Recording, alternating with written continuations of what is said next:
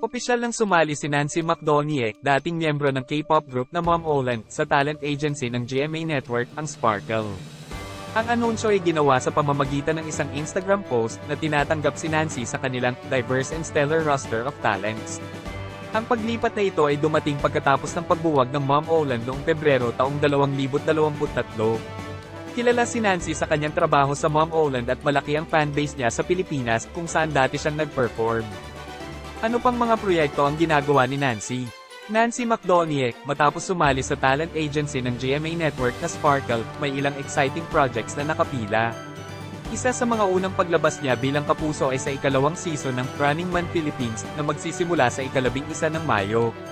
Bukod pa rito, nasangkot siya sa isang music video para sa collaborative single na Hello 2.0, Legends Only, kasama sina James Reid, JB ng GOT7, at Taiwanese-American rapper na si OZI. Inaasahang marami pang proyekto at aktibidad ang ipapahayag dahil sabik na naghihintay ang kanyang mga tagahanga sa kanyang mga bagong venture sa entertainment industry.